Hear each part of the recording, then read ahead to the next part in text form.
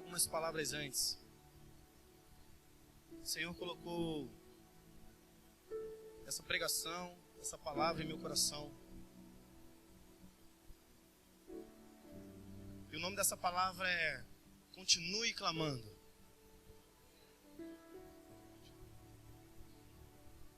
Vivemos hoje, nos dias de hoje, as pessoas se cansam, param. E de alguma forma decidem até sair. Mas o importante de tudo não é correr. Embora correr seja bom. O importante é não parar. Eu costumo falar que às vezes as pessoas vêm falar para mim assim: Wellington, eu não estou aguentando. Eu falei: meu amigo, se você não aguenta correr, anda. E se você não aguenta andar, engatinha. Se você não aguenta engatinhar, se arrasteja. Mas não para. Não para.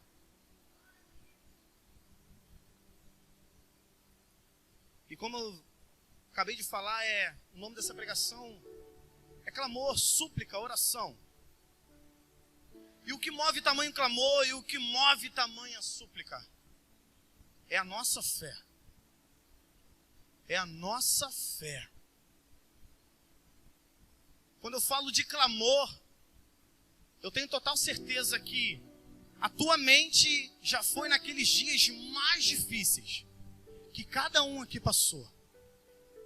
E todos passaram por muitas guerras. Por muitas guerras. E é nessa hora que o clamor e a súplica vem. E é nessa hora que o coração clama diferente, que o clamor flui diferente. E o Senhor, Ele é bom e Ele responde. Nem todas as vezes é sim. Às vezes também é não. Mas Ele responde. Ele responde. Ano passado eu e minha família passamos por um turbilhão de problemas. A Covid pegou a minha mãe, o Senhor recolheu ela. Alguns anos atrás, meu filho, de 4 anos de idade. E foi a época que eu mais clamei na minha vida. E o clamor é diferente. Embora a resposta não foi sim, foi não. Porque Ele é soberano. Está na mão dEle, é tudo dEle, é para Ele e volta para Ele. O que você, o que eu vemos é passageiro. Mas o que tem lá é eterno. É eterno.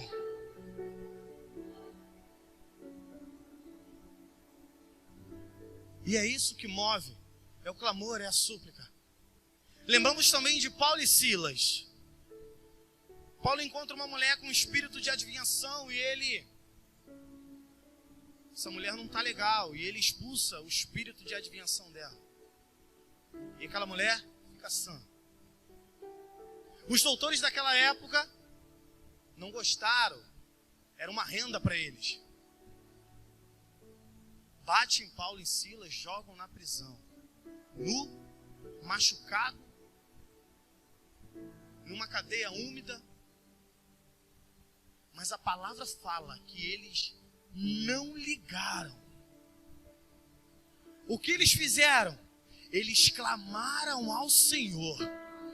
Cadeias foram quebradas. Grilhões foram arrebentados. E o guarda ficou desesperado porque ele começou a querer se matar. E Paulo falou assim: não, estamos aqui. E o que aconteceu? Alcançou o guarda e toda a família dele. E antes de Atos 2 se cumprir, tem Atos 1. Em Atos 1 fala que todos estavam indo se reunir. Em Atos 2, o vento impetuoso entra na casa e todos ficam cheios do Espírito. Mas em Atos 1 fala que eles estavam reunidos o quê? Clamando pelo nome do Senhor. E é isso que acontece quando o povo do Senhor clama. E é isso que acontece quando o povo do Senhor se reúne e clama ao Senhor. E suplica ao Senhor. Queria ler com os irmãos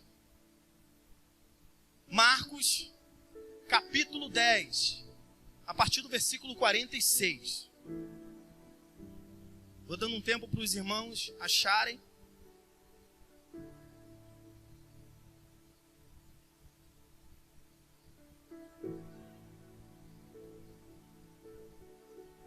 Glória a Deus. Glória a Deus. Em Marcos 10, a partir do versículo 46, está escrito assim: E eles chegaram a Jericó, e saindo ele de Jericó com os seus discípulos, e um grande número de pessoas, Bartimeu, o cego, filho de Timeu, estava sentado ao lado da estrada mendigando. E ele, ouvindo que era Jesus de Nazaré, começou a clamar e a dizer: Jesus, filho de Davi, tem misericórdia de mim. E muitos mandaram que se calasse, mas ele clamava ainda mais: Filho de Davi, tem misericórdia de mim. E Jesus, parando, ordenou que fosse chamado. E eles chamaram o homem cego, dizendo: tem bom ânimo, levanta-te, ele te chama. E ele, lançando de si a sua capa, levantou-se e foi até Jesus. E Jesus, respondendo, lhe disse: o que tu queres que eu te faça? E o homem cego disse: Senhor, que eu receba a visão. E Jesus disse: vai pelo teu caminho, a tua fé te curou. E imediatamente recebeu a visão e seguiu Jesus pelo caminho. Dê um glória a Deus por essa palavra em nome de Jesus. Glória a Deus. Essa passagem aqui é uma das passagens mais lindas, uma das mais lindas. Fala sobre o cego de Jericó. E quando Jesus ele está passando por Jericó, o texto nos fala que lá tem um cego. E além de cego, ele é mendigo. Cego, mendigo. Mendigo, cego. E Jesus está passando por Jericó. E um grande número de pessoas começa a seguir Jesus. Os peregrinos da Páscoa. Uma multidão. E quando a Bíblia fala de multidão, é multidão. Lembramos de Pedro quando prega aí, 3.000 se convertem. Acredito eu que triplica. E o número de pessoas é muito grande. Para a gente ter noção, aquele que tinha 12 anos era obrigado a ir para essa festa. Então, era uma multidão gigante, eram muitas pessoas. Mas o cego e o mendigo, ele ouve falar que Jesus está passando no lugar. Jesus está passando. Jesus está passando. E aquele cego, ele começa a gritar: Jesus, filho de Davi, tem misericórdia de mim. Jesus, filho de Davi, tem misericórdia de mim. Aquele cego, ele viu com os olhos espirituais que escribas, fariseus, sacerdotes não haviam enxergado ainda. Esse título messiânico, Jesus, filho de Davi.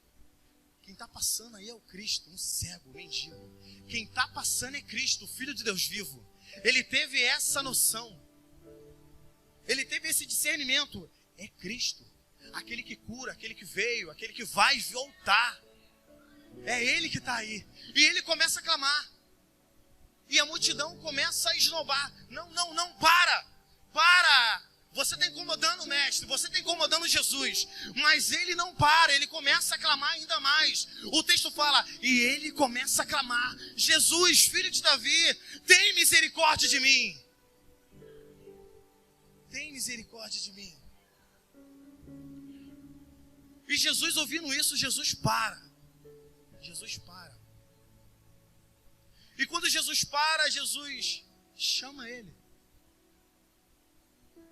Acredito que ele gritou tanto, ele clamou com o coração de uma forma inexplicável, que Jesus, ele olhou o coração daquele homem.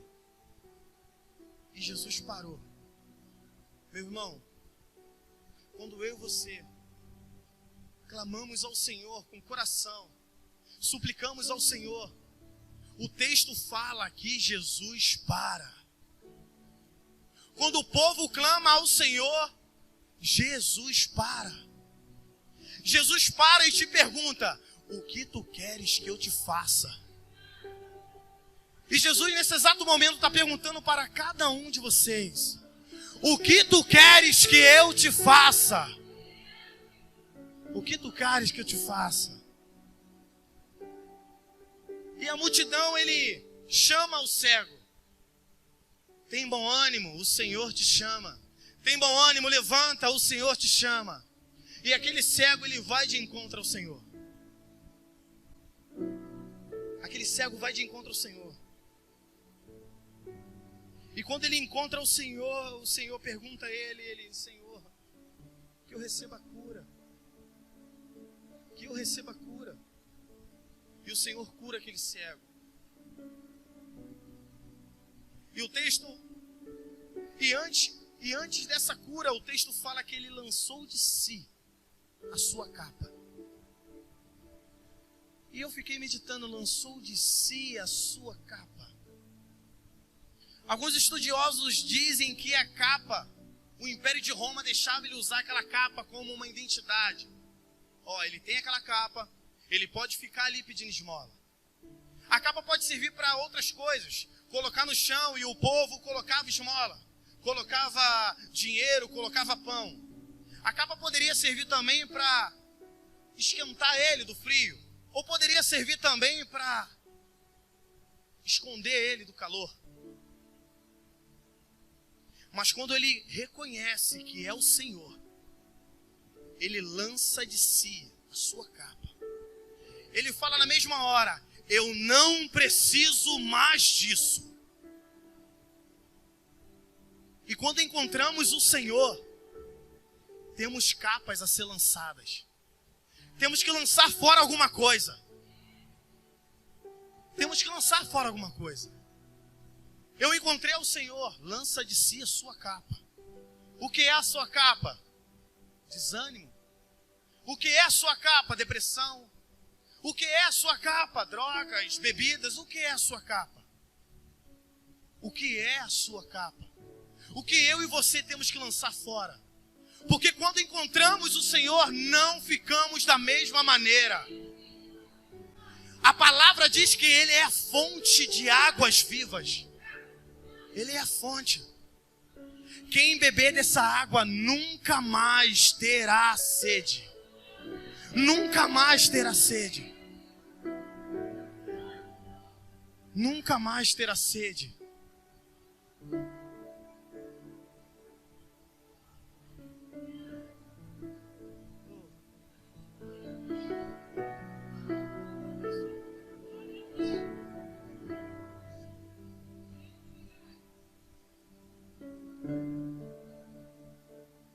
E além da cura, Jesus curou, mas aquele cego tomou a decisão mais importante.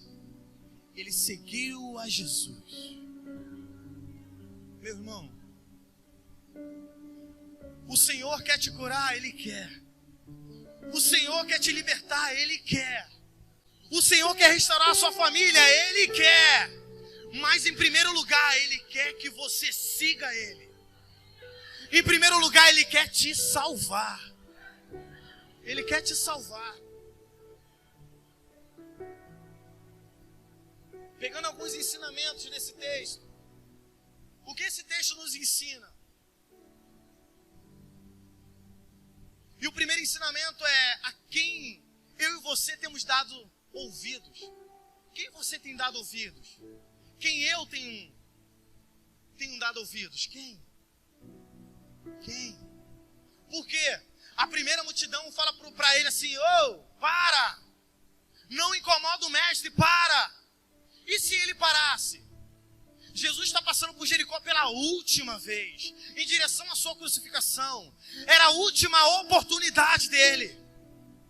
Meu irmão, De repente pode ser a minha e a sua última oportunidade. E aqui nesse momento agora é a Jericó. Jesus está passando por aqui e está te perguntando: o que queres que eu te faça? O que queres que eu te faça? A quem eu e você temos dado ouvidos? Será que é a multidão lá fora falando: você não vai conseguir? Será que é a multidão lá fora falando: Deus, que Deus, vamos curtir a vida? Não, que igreja. A quem eu e você temos dado ouvidos? Jovens, quem vocês têm dado ouvidos? Quem tem te influenciado? É por isso que eu comecei a falar: Jesus é o suficiente. Jesus é o começo, Jesus é o meio, Ele é o fim. Aquele que era, aquele que é, aquele que há de vir. Jesus vai vir buscar uma noiva limpa, meus amados. Sem mácula, sem nada. E a noiva tem que estar preparada. Temos que estar preparados para isso. Quem temos dado os ouvidos? E a segunda multidão fala para ele: se coloque de pé, tenha bom ânimo, o Senhor te chama. E essa multidão eu creio que é a igreja do Senhor. A igreja do Senhor fala para você: ei, se coloque de pé, tenha bom ânimo, o Senhor te chama. Eu não sei qual tipo de problema você está passando, eu não sei qual é a dificuldade. E o que eu vim falar para você nessa noite é: tenha bom ânimo, o Senhor te chama. Tenha bom ânimo, o Senhor te chama. Não para não, meu irmão, continua andando. Não dá para andar não, agarra no irmão aí que a gente carrega, vamos embora. Não para. Não para. Sabe? Aquele cego, ele não parou de clamar ao Senhor, ele não desistiu. Não desista. Não desista. Não desista, não para, não desista.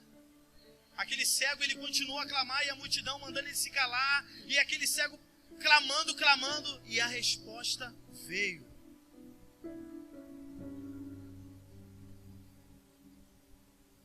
E a resposta veio. Deuteronômio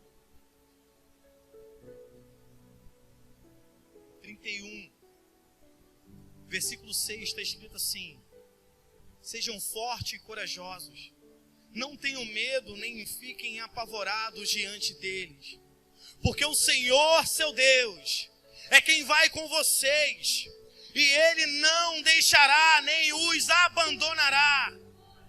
Pode a sua mãe te abandonar, pode o seu pai te abandonar, mas o Senhor nunca vai te abandonar. Ele nunca vai te abandonar.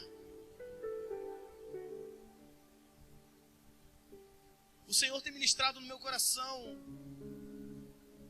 umas 3 semanas um ambiente de cura. O Senhor tem ministrado cura. E o Steven trouxe uma palavra a respeito também de autoridade. E eu falei: nossa, confirmou ainda mais no meu coração. E eu tenho certeza que o Senhor está curando pessoas aqui hoje.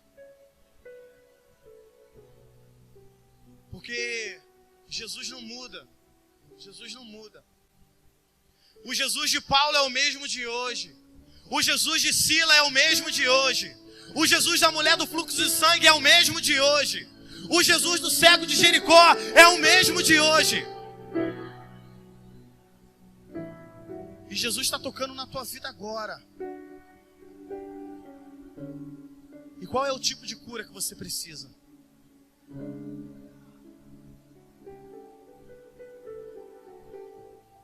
O Espírito está disposto a todo tempo, meu irmão.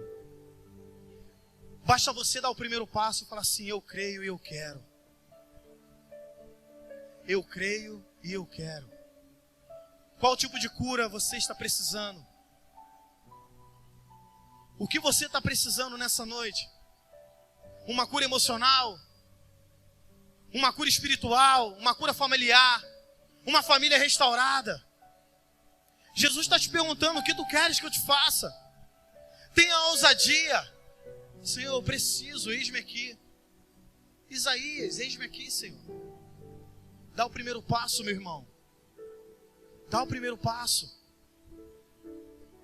Jesus, ele tem poder para fazer infinitamente mais. A autoridade está em vós. A autoridade está em nós. O Espírito Santo faz morada em mim e você. Tem autoridade. Queria te pedir para que se colocasse de pé nesse momento.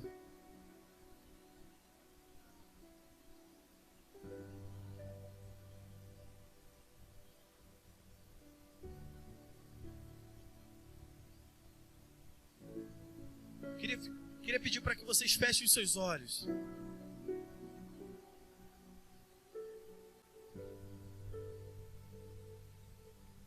E com o coração quebrantado diante do Senhor.